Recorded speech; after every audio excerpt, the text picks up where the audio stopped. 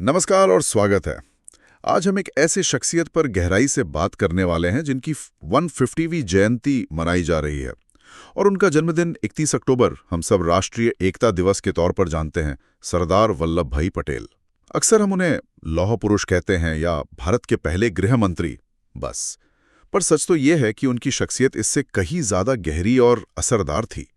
तो आज हमारे पास कई तरह के स्रोत हैं, कुछ लेख, शोधपत्र, सरकारी दस्तावेज भी हैं और इनके आधार पर हम कोशिश करेंगे सरदार पटेल की जिंदगी और उनके काम के कई अहम पहलुओं को समझने की। हम सिर्फ रियासतों के एकीकरण पर ही नहीं रुकेंगे बल्कि 1946 का जो कांग्रेस अध्यक्ष चुनाव का विवाद था या फिर संविधान बनाने में उनका क्या रोल था, इन सब पर भी विस्तार से बात करेंगे। मकसद सीधा सा है, सरदार पटेल की दूरदर्शिता, उनके बड़े फैसले और उनकी जो स्थायी विरासत है उसे समझना। क्या सिर्फ लौह पुरुष कह देना काफी है या उनके किरदार में और भी कई परतें थी? चलिए इन्हीं स्रोतों के सहारे पता लगाते हैं। शुरुआत एक ऐसे वाक्य से करते हैं जिस पर आज भी खूब चर्चा होती है, बहस होती है। साल था 1946, कांग्रेस अध्यक्ष का चुनाव होना था।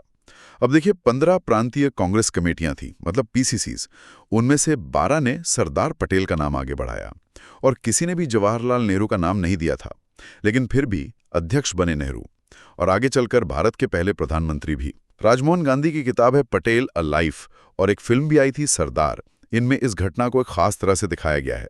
तो सवाल यह है कि आखिर हुआ क्या था उस वक्त? हाँ, ये वाकई एक दिलचस्प वाकया है। और अगर हम उपलब्ध स्रोतों को देखें, खासकर उर्वश कोठारी का एक काफी विस्तृत लेख है इस पर, तो कहानी थोड़ी ज्यादा कह सकते हैं कि पेचीदा नजर आती है जितनी आमतौर पर बताई जाती है। पहली बात तो ये कि 20 अप्रैल 1946 को गांधी जी ने उस समय जो कांग्रेस अध्यक्ष थे, मौलाना आजाद, उन्हें एक पत्र लिखा और उसमें उन्होंने साफ तौर पर नेहरू को अध्यक्ष बनाने की इच्छा जाहिर की थी। लिखा था, आज की परिस्थितियों में अगर मुझसे पूछा जाए तो मैं जवाहरलाल को पसंद करूंगा। मेरे पास इसके कई कारण हैं, उनमें क्यों जाना। अब यहाँ ये ध्यान रखना जरूरी है कि शायद उस वक्त तक गांधी जी को यह अंदाजा नहीं था कि ज्यादातर पीसीसी पटेल के हक में है। इसके बाद क्या हुआ, जेबी कृपलानी, जो उस समय कांग्रेस के महासचिव थे, उन्होंने शायद गांधी जी के पत्र से ही इशारा समझा और दिल्ली में कांग्रेस कार्य समिति यानी CWC की बैठक हुई। उसमें उन्होंने नेहरू के नाम का प्रस्ताव रख दिया। ये शायद 25 अप्रैल के आसपास की बात होगी। उन्होंने लिखा कि भाई, महासचिव होने के नाते और ये जानते हुए कि नामांकन किधर से आ रहे हैं, उन्हें ऐसी पहल नहीं करनी चाहिए थी। अच्छा, यानी कृपलानी ने नेहरू का नाम तो आगे कर दिया, लेकिन पटेल के पक्ष में तो 12 पीसीसी का भारी समर्थन था। तो फिर वो चुनावी दौर से बाहर कैसे हो गए? क्या उन पर कोई दबाव डाला गया था? हाँ, यहीं आकर मामला थोड़ा और उलझ जाता है। जो आम धारणा है या जो राजमोहन गांधी ने लिखा है, उसके मुताबिक जब कृपलानी हट गए और मैदान में सिर्फ पटेल और नेहरू बचे, तो गांधी जी ने नेहरू से कहा कि भाई, किसी पीसीसी ने तुम्हारा नाम आगे नहीं बढ़ाया है, सिर्फ कार्य समिति ने बढ़ाया है। मैं तुम्हें पीसीसी की इच्छा के विरुद्ध अपना सहारा नहीं बनाना चाहता हूँ। इस पर नेहरू चुप रहे और फिर इसी विवरण के अनुसार गांधी जी ने पटेल से कहा कि वो नाम वापसी वाले कागज पर दस्तखत कर दें जो कृपलानी ने तैयार किया था, और कहते हैं पटेल ने फौरन कर दिया। ये जो जानकारी है ये मणिबेन पटेल की एक डायरी एंट्री पर आधारित है, लेकिन वो एंट्री घटना के लगभग 2.5 साल बाद 16 सितंबर 1948 को लिखी गई थी। लेकिन क्या मणिबेन की डायरी में ठीक यही बात लिखी है या उसमें कुछ और भी बारीकियां हैं, क्योंकि 2.5 साल बाद लिखी गई एंट्री है? बिल्कुल, ये बहुत जरूरी सवाल है। मणिबेन की जो मूल गुजराती डायरी एंट्री है, जिसमें वो गांधी जी को बापूजी और अपने पिता सरदार पटेल को बापू कहती हैं, उसमें कुछ अहम बारीकियां हैं। वो लिखती हैं, बापूजी गांधी ने मुझे शिमला में बुलाकर पूरी घटना बताई कि किसी भी प्रांत ने उसका नेहरू का नाम नहीं भेजा है, नाम केवल WC कार्य समिति से आया है, फिर भी उसने नेहरू में कुछ नहीं कहा। बापूजी गांधी ने ये भी कहा कि यदि प्रांत नहीं चाहते हैं तो मैं तुम्हें नेहरू को अपना सहारा नहीं बनाना चाहता, फिर भी उसने नेहरू ने कुछ नहीं कहा। आगे वो लिखती हैं कि कृपलानी ने अपना नाम वापस ले लिया और कृपलानी द्वारा लिखा गया एक मसौदा लाया और उस पर बापू सरदार के हस्ताक्षर करवा लिए, उसका सरदार का नाम वापस ले लिया। तो इस नोट से ये तो साफ है कि गांधी जी ने नेहरू को स्थिति बताई थी और कृपलानी ने नाम वापसी का कागज तैयार किया था। लेकिन यह सीधे तौर पर नहीं कहता कि गांधी जी ने पटेल से उसी बैठक में तुरंत कोई दबाव डालकर दस्तखत करवाए, बल्कि एक और नजरिया वी शंकर के एक नोट से मिलता है, जिसका जिक्र यशवंत दोषी ने किया है, उससे ऐसा लगता है कि शायद गांधी जी ने पटेल से अकेले में बात की और उसके बाद कृपलानी को नाम वापसी पत्र के साथ उनके पास भेजा। मतलब ये कि हो सकता है पटेल इस फैसले के लिए पहले से तैयार थे और ये कोई अचानक दबाव में लिया गया फैसला नहीं था। अच्छा, ये तो काफी अलग पहलू है। और उस वक्त के अखबार क्या कह रहे थे? मतलब मीडिया में इसे कैसे देखा जा रहा था? क्या इसे पटेल के साथ अन्याय की तरह पेश किया गया? ये भी बड़ा दिलचस्प है। अगर हम उस समय के अखबारों की रिपोर्टिंग देखें तो पता चलता है कि नाम वापसी की प्रक्रिया शायद फौरन नहीं हुई। कृपलानी के हटने की खबर आई 7 मई को। अब अगर पटेल ने भी उसी दिन नाम वापस ले लिया होता तो नेहरू उसी दिन निर्विरोध चुन लिए जाते हैं ना। हाँ, सही बात है। लेकिन नेहरू के अध्यक्ष चुने जाने की जो पक्की खबर आई वो आई 10 मई को। तो इससे अंदाजा लगता है कि पटेल ने शायद 6 से 9 मई के बीच अपना नाम वापस लिया होगा। उस वक्त वो शिमला में कैबिनेट मिशन के साथ बातचीत में भी व्यस्त थे। और उस समय के जो राष्ट्रवादी अखबार थे जैसे जन्मभूमि, उन्होंने भी इसे कोई पटेल के साथ हुए बहुत बड़े अन्याय की तरह नहीं छापा। जन्मभूमि ने लिखा था, महासभा का कांटों भरा ताज पंडित जवाहरलाल नेहरू के सिर पर रखा गया। मतलब एक मुश्किल जिम्मेदारी के तौर पर देखा गया। तो ये दिखाता है कि इतिहास कितना जटिल हो सकता है। कई बार हम सिर्फ सतह देखते हैं और पूरी तस्वीर समझ नहीं पाते। ऐसा लगता है कि उस वक्त के नेताओं ने और मीडिया ने भी शायद इस चुनाव को उतना बड़ा या निर्णायक नहीं माना जितना बाद में इसे बना दिया गया। और इसी वजह से शायद बाद में अलग अलग तरह की बातें कहने और शायद कुछ हद तक गलतफहमियां फैलाने की गुंजाइश भी बन गई। बिल्कुल, बिल्कुल सही कहा आपने। ये घटना दिखाती है कि कैसे ऐतिहासिक तथ्यों की कमी या उनकी अलग अलग व्याख्याओं से पूरी कहानी का रंग ही बदल सकता है। चलिए अब 1946 के चुनाव की इन पहेलियों से आगे बढ़ते हैं और सरदार पटेल की उस भूमिका पर आते हैं जिसके लिए उन्हें सबसे ज्यादा शोहरत मिली, भारत का एकीकरण। आजादी के वक्त सोचिए, भारत 560 से ज्यादा छोटी बड़ी रियासतों में बटा हुआ था और इन सबको विकल्प दिया गया था कि या तो भारत में शामिल हों या पाकिस्तान में, या चाहें तो आजाद रहें। ये स्थिति तो भारत की एकता के लिए, उसकी अखंडता के लिए एक बहुत बड़ा खतरा थी। जैसा कि पटेल ने खुद भी कहा था, किसी भी तरक्की करने वाले देश के लिए पहली जरूरत अंदरूनी और बाहरी सुरक्षा है। जब तक आप देश में व्यवस्था ठीक नहीं करते तब तक तरक्की करना नामुमकिन है। निश्चित रूप से ये एक पहाड़ जैसी चुनौती थी। जरा सोचिए, सैकड़ों अलग अलग शासक, सबकी अपनी अपनी इच्छाएं, अपने अपने हित। पटेल ने इस बेहद मुश्किल काम को अपने सबसे भरोसेमंद साथी वीपी मेनन के साथ मिलकर अंजाम दिया। और उनकी जो रणनीति थी वो बहुत सोची समझी थी, कई लेवल पर काम करने वाली थी। सबसे पहले तो उन्होंने विलय पत्र यानी इंस्ट्रूमेंट ऑफ एक्सेशन तैयार करवाया। इसके तहत रियासतों को शुरू में सिर्फ 3 जरूरी चीजें, डिफेंस, कम्युनिकेशन और विदेश मामले ही भारत सरकार को सौंपने थे। बाकी अंदरूनी मामलों में वो आजाद थे। ये एक तरह से कह सकते हैं कि पहला कदम था रियासतों को भारत के साथ जोड़ने का। लेकिन सिर्फ विलय पत्र से तो सारे शासक मान नहीं गए होंगे। उन्हें राजी करने के लिए खासकर उन बड़ी और ताकतवर रियासतों को क्या तरीके अपनाए गए? क्या ये विलय पत्र और फिर वो प्रिवी पर्स वाला मामला, क्या ये सब तुरंत काम कर गया या शुरू में कुछ हिचकिचाहट, मोलभाव देखने को मिला? हाँ, आपने बिल्कुल सही मुद्दा उठाया। यहीं पर पटेल की व्यावहारिकता, उनकी कूटनीतिक समझ काम आई। उन्हें पता था कि सिर्फ राष्ट्रवाद की बातें करना काफी नहीं होगा। शासकों की अपनी चिंताएं थी, खासकर अपनी आर्थिक स्थिति को लेकर, अपने मान सम्मान को लेकर। इसलिए पटेल और मेनन ने प्रिवी पर्स का प्रस्ताव रखा। ये दरअसल क्या था? रियासतों के शासकों को भारत में विलय के बदले में दिया जाने वाला एक सालाना भत्ता था, जो उनके और उनके परिवार के खर्चों के लिए होता था। और ये प्रस्ताव बहुत कारगर साबित हुआ। क्यों? क्योंकि इसने शाही परिवारों को एक तरह की आर्थिक सुरक्षा दे दी। उनके मन में जो भविष्य को लेकर डर था उसे कम किया। इससे ज्यादातर शासकों का विरोध काफी हद तक नरम पड़ गया और विलय की जो प्रक्रिया थी वो काफी हद तक शांतिपूर्ण और स्वैच्छिक तरीके से आगे बढ़ी। हाँ, बेशक थोड़ा मोलभाव, थोड़ी हिचकिचाहट तो थी ही, लेकिन प्रिवी पर्स ने बातचीत के लिए एक मजबूत आधार तैयार कर दिया था। और इस रणनीति का असर कैसा रहा फिर? क्या कुछ रियासतें आसानी से भारत में शामिल हो गईं शुरू में? हाँ, शुरुआत अच्छी रही। बीकानेर, बड़ौदा जैसी कई अहम रियासतें अपनी मर्जी से भारत में शामिल हो गईं। फिर राजस्थान की जो कई छोटी छोटी राजपूत रियासतें थीं, उनको मिलाकर एक एकीकृत राजस्थान राज्य बनाने का काम भी शुरू हुआ।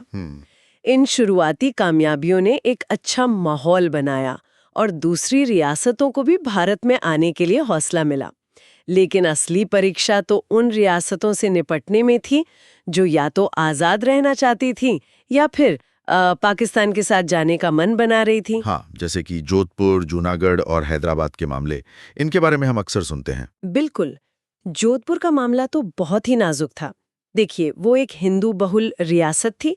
शासक महाराजा हनवंत सिंह भी हिंदू थे, लेकिन उनकी रियासत की सीमा पाकिस्तान से लगती थी और कहा जाता है कि मोहम्मद अली जिन्ना ने उन्हें कई तरह के लालच दिए थे, बंदरगाह तक खुली पहुंच, हथियार रखने की छूट वगैरह वगैरह। महाराजा पाकिस्तान में शामिल होने के बारे में गंभीरता से सोचने लगे थे। ये भारत के लिए एक बड़ा झटका हो सकता था। ऐसे में सरदार पटेल ने खुद दखल दिया।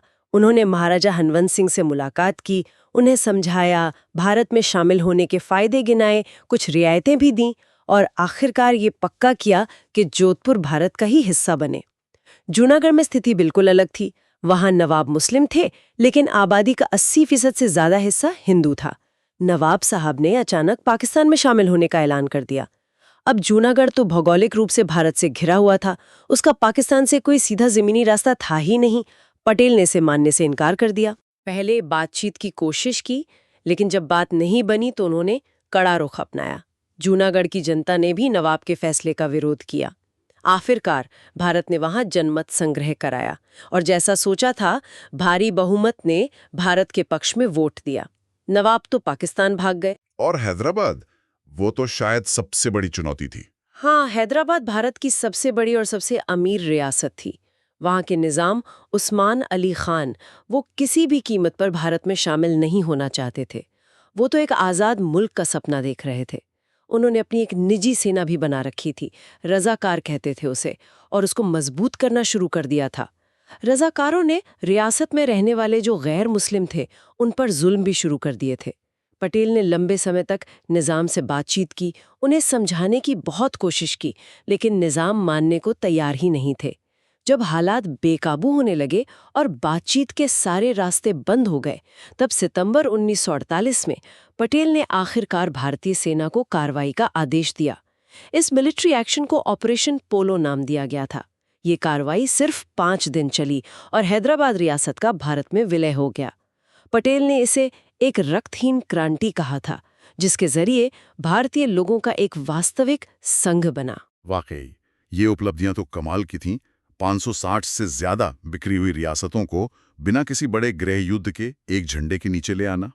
शायद इसीलिए उन्हें लौह पुरुष, भारत का बिस्मार्क भी कहा गया। हालांकि बिस्मार्क ने जर्मनी का एकीकरण लोहे और खून की नीति से, मतलब युद्धों से किया था, जबकि पटेल ने ज्यादातर कूटनीति, सूझबूझ और हाँ, जरूरत पड़ने पर मजबूती से काम लिया। लेकिन पटेल का योगदान सिर्फ भारत को भौगोलिक रूप से जोड़ने तक ही नहीं था। संविधान सभा में भी उनकी भूमिका बहुत अहम थी, जिस पर अक्सर उतना ध्यान नहीं दिया जाता। हाँ, ये एक ऐसा पहलू है जो उनके लौह पुरुष वाले व्यक्तित्व के पीछे थोड़ा सा कह सकते हैं कि छिप जाता है, लेकिन संविधान बनाने में उनका योगदान बहुत ही महत्वपूर्ण था। पटेल का मानना था कि संविधान सभा सिर्फ जाने पहचाने नेताओं का जमावड़ा नहीं होनी चाहिए। उन्होंने जोर दिया कि इसमें ऐसे लोगों की जरूरत है जो संविधान बनाने के इस मुश्किल काम में अच्छा योगदान दे सकें, जिनमें योग्यता हो, अनुभव हो। उन्होंने ये पक्का करने में बड़ी भूमिका निभाई कि संविधान सभा में अलग अलग वर्गों और समुदायों का सही प्रतिनिधित्व हो, जैसे पारसी, एंग्लो इंडियन, ईसाई, महिलाएं, अनुसूचित जाति, जनजाति। इतना ही नहीं, उन्होंने कई गैर कांग्रेसी विशेषज्ञों को भी, जैसे B.R. अम्बेडकर, अल्लादी कृष्ण स्वामी अय्यर, K.M. मुंशी, इनकी काबिलियत की वजह से संविधान सभा में लाने में मदद की। संविधान बनाने के काम में उनका नजरिया कैसा था? क्या वो नेहरू के विचारों से कुछ अलग सोचते थे? हाँ, दोनों नेताओं के सोचने के तरीके में कुछ बुनियादी फर्क तो थे। नेहरू जहां थोड़े ज्यादा आदर्शवादी थे, समाजवादी विचारों से गहरे प्रभावित थे, वहीं पटेल बेहद प्रैक्टिकल थे। उनकी पहली प्राथमिकता थी एक मजबूत और असरदार सरकार बनाना, जिसे वो सुशासन कहते थे। उनका लक्ष्य था एक ऐसा भारत बनाना जो मजबूत हो, स्थिर हो, एकजुट हो और आर्थिक रूप से आगे बढ़े। वो लंबे चौड़े भाषण देने के बजाय ठोस काम और नतीजों पर ज्यादा ध्यान देते थे। संविधान सभा की कई अहम कमिटियों में उनकी भूमिका निर्णायक थी। वो प्रांतीय संविधान समिति के अध्यक्ष थे और जो सबसे अहम सलाहकार समिति थी, मौलिक अधिकारों, अल्पसंख्यकों और जनजातीय इलाकों पर, उसके भी अध्यक्ष थे। इसके अलावा वो राज्यों से बातचीत करने वाली समिति और संचालन समिति के भी सदस्य थे। कहा जाता है कि पर्दे के पीछे बंद कमरों में जो बैठकें होती थीं, उनमें कई मुश्किल मुद्दों पर आम सहमति बनाने में उनकी भूमिका अक्सर फैसलाकुन होती थी। अच्छा, क्या इसका कोई खास उदाहरण है, कोई किस्सा? हाँ, एक दिलचस्प किस्सा सुनाया जाता है दूसरे सदन यानी राज्यसभा को लेकर। संविधान सभा में इस पर काफी बहस चल रही थी कि भाई दूसरे सदन की जरूरत है भी या नहीं। कई सदस्य इसके खिलाफ थे।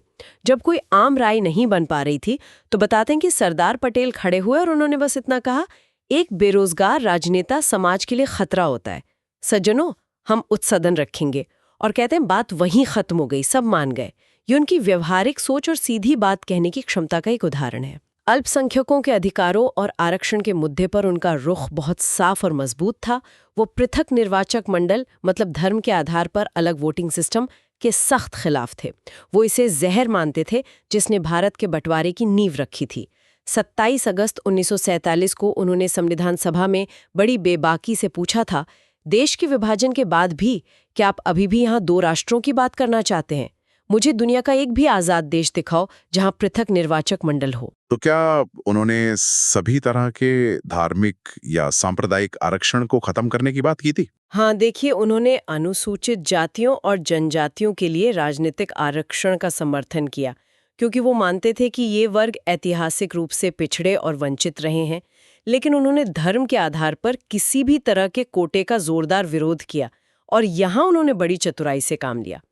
उन्होंने अल्पसंख्यक समुदाय के ही एक सम्मानित नेता थे H.C. मुखर्जी, उनको आगे करके पृथक निर्वाचन और सांप्रदायिक आधार पर नौकरियों में आरक्षण को खत्म करने का प्रस्ताव रखवाया। 28 अगस्त 1947 को पटेल ने संविधान सभा में साफ शब्दों में कहा था, जो लोग इस तरह की चीज यानी सांप्रदायिक प्रतिनिधित्व चाहते हैं उनके लिए पाकिस्तान में जगह है, यहाँ नहीं। यहाँ हम एक राष्ट्र बना रहे हैं। उनका पूरा जोर इस बात पर था कि बहुमत और अल्पसंख्यक के बीच अच्छा तालमेल बने। वो चाहते थे कि लंबे समय में ये सभी के हित में होगा कि हम भूल जाएं कि इस देश में बहुमत या अल्पसंख्यक जैसी कोई चीज है। भारत में केवल एक समुदाय है और वो है भारतीय। हालांकि उन्होंने राजनीतिक सच्चाई को भी समझा। जब सिखों ने मांग की कि उनकी कुछ पिछड़ी जातियों को अनुसूचित जाति यानी SC की लिस्ट में शामिल किया जाए, तो उन्होंने राजनीतिक सद्भावना दिखाते हुए इसे मान लिया। मौलिक अधिकार और राज्य की नीति निर्देशक सिद्धांतों को लेकर उन्हें क्या विचार थे? यहाँ भी उनकी व्यावहारिकता साफ दिखती है। जैसे संपत्ति का अधिकार, उन्होंने इस बात पर जोर दिया कि इसे स्वतंत्रता के अधिकार जैसे दूसरे मौलिक अधिकारों से थोड़ा अलग रखा जाए। उनका मानना था कि बिना सही मुआवजा दिए किसी की संपत्ति छीन लेना चोरी या डकैती जैसा है। उन्होंने ये सुनिश्चित करने में भूमिका निभाई कि संपत्ति से जुड़े कानूनों पर राष्ट्रपति की मंजूरी जरूरी हो, ताकि राज्य सरकारें मनमाने ढंग से जमीन या संपत्ति ना ले सकें। हालांकि ये भी सच है कि बाद में संपत्ति के अधिकार को मौलिक अधिकारों की लिस्ट से हटा दिया गया। दूसरी तरफ जब देश की सुरक्षा और व्यवस्था का सवाल आया तो उन्होंने व्यक्तिगत अधिकारों पर कुछ रोक लगाने वाले प्रावधान जैसे निवारक नजरबंदी, प्रिवेंटिव डिटेंशन का भी समर्थन किया। राज्य के नीति निदेशक सिद्धांतों DSP के बारे में एक दिलचस्प बात यह है कि संविधान के अनुच्छेद 37 में जो वाक्यांश इस्तेमाल हुआ है, शासन के लिए मूलभूत फंडामेंटल इन द गवर्नेंस, वो दरअसल पटेल का ही सुझाव था। भले ही अदालतों द्वारा लागू न कराए जा सके, लेकिन देश का शासन चलाने के लिए ये बुनियादी दिशा निर्देश होने चाहिए। और केंद्र राज्य संबंधों और अखिल भारतीय सेवाओं ऑल इंडिया सर्विसेज के बारे में उनके क्या विचार थे? क्योंकि ये मुद्दे तो आज भी बहस में रहते हैं। हाँ, देश के बंटवारे के बाद पटेल एक मजबूत केंद्र सरकार के पक्के समर्थक बन गए थे। उनका मानना था कि भारत की एकता और अखंडता बनाए रखने के लिए एक ताकतवर केंद्र का होना बहुत जरूरी है। उन्होंने संविधान के अनुच्छेद 356, जिसे हम राष्ट्रपति शासन कहते हैं, उसको बनाने में भी अहम भूमिका निभाई। उन्होंने ये पक्का किया कि राज्यपाल सीधे राज्य सरकार को बर्खास्त ना कर सके, बल्कि उसे राष्ट्रपति को रिपोर्ट भेजनी होगी और आखिरी फैसला केंद्र ही लेगा। राष्ट्रपति का चुनाव कैसे हो, इस पर भी उनका असर था। उन्होंने सीधे जनता द्वारा चुनाव के बजाय निर्वाचक मंडल इलेक्टोरल कॉलेज के जरिए चुनाव की पद्धति का समर्थन किया। और अखिल भारतीय सेवाएं यानी आईएएस और आईपीएस ये तो उनके दिल के बहुत करीब थीं। हाँ, उन्होंने इन्हें स्टील फ्रेम कहा था, भारत का इस्पाती ढांचा। बिल्कुल। उन्होंने न सिर्फ इन सेवाओं को बनाने पर जोर दिया, बल्कि ये भी पक्का किया कि इन्हें संविधान में खास संरक्षण मिले, अनुच्छेद 311 और 314 के तहत। उनका मानना था कि देश को एकजुट रखने और एक कुशल, निष्पक्ष प्रशासन देने के लिए ये सेवाएं रीढ़ की हड्डी की तरह हैं। उन्होंने संविधान सभा में इन सेवाओं का जोरदार बचाव किया था। एक बार तो उन्होंने यहाँ तक कह दिया था कि अगर आप इन सेवाओं को खत्म करना चाहते हैं तो मैं इन सेवाओं को अपने साथ लेकर चला जाऊंगा। वो सिविल सेवकों की निष्ठा और देशभक्ति पर बहुत भरोसा करते थे और इसीलिए उन्हें सिविल सेवाओं का संरक्षक संत, पेट्रन सेंट भी कहा जाता है। उनका पक्का विश्वास था कि एक अच्छी अखिल भारतीय सेवा के बिना एक संयुक्त भारत का सपना पूरा नहीं हो सकता। न्यायपालिका के मामले में भी उनका नजरिया साफ था। उन्होंने इस बात पर जोर दिया कि जजों की नियुक्ति निष्पक्ष हो और उनके वेतन भत्ते संविधान में ही तय कर दिए जाएं, ताकि वो बिना किसी दबाव या लालच के आजादी से काम कर सके। भारत में एक एकीकृत न्यायपालिका, यूनिफाइड जुडिशरी की जो संरचना है, यानी सुप्रीम कोर्ट से लेकर नीचे तक एक ही सिस्टम, उसको बनाने में भी उनका अहम योगदान था। ये भी राष्ट्रीय एकता को मजबूत करने वाला एक और जरूरी कदम था। तो ये थे सरदार वल्लभ भाई पटेल, सिर्फ लौह पुरुष नहीं बल्कि एक स्वतंत्रता सेनानी, एक कुशल प्रशासक, सैकड़ों रियासतों को जोड़कर आधुनिक भारत की नींव रखने वाले महान नेता और संविधान के एक व्यावहारिक और दूरदर्शी निर्माता भी। उनकी व्यावहारिकता, उनका पक्का इरादा और राष्ट्र के प्रति उनकी अटूट निष्ठा आज भी हम सब के लिए एक प्रेरणा है। गुजरात में जो स्टैच्यू ऑफ यूनिटी बनी है, दुनिया की सबसे ऊंची प्रतिमा, वो महज एक मूर्ति नहीं है, बल्कि उनकी इसी एकता की भावना और राष्ट्र निर्माण में उनके विराट योगदान का प्रतीक है। निश्चित रूप से सरदार पटेल की विरासत आज भी उतनी ही प्रासंगिक है, शायद पहले से भी ज्यादा। एकता और अखंडता पर उनका जोर, मजबूत और कुशल प्रशासन की उनकी सोच, राष्ट्रीय हित को हमेशा सबसे ऊपर रखने का उनका संकल्प और जिस तरह से उन्होंने भारत की इतनी विविधता को संभालते हुए एकीकरण के मुश्किल लक्ष्य को हासिल किया, ये सब आज की जो जटिल चुनौतियां हैं उनका सामना करने के लिए हमें बहुत जरूरी सबक देते हैं। एक भारत श्रेष्ठ भारत जैसी जो पहले हैं, वो कहीं ना कहीं उनके उसी नजरिए को दर्शाती हैं। हाँ, आज़ादी के फौरन बाद का वो दौर बहुत नाजुक था। उस वक्त पटेल ने राष्ट्रीय एकता को लगभग हर चीज से ऊपर रखा। इसके लिए उन्होंने कूटनीति का इस्तेमाल किया, बातचीत की, लालच भी दिया और जहां जरूरी समझा वहां सख्ती और बल प्रयोग करने से भी पीछे नहीं हटे। आज जब भारत कई तरह के अंदरूनी और बाहरी चुनौतियों का सामना कर रहा है, तो एकीकरण के प्रति उनके उस व्यवहारिक और कभी-कभी बल प्रयोग वाले नजरिए को आज की परिस्थितियों में कैसे देखा जाना चाहिए? क्या राष्ट्रीय एकता को बनाए रखने और मजबूत करने के लिए आज भी वैसे ही दृढ़ और शायद कभी-कभी कठोर कदमों की जरूरत है, जैसे पटेल ने उस समय उठाए थे? ये एक ऐसा सवाल है जो हमें सोचने पर जरूर मजबूर करता है।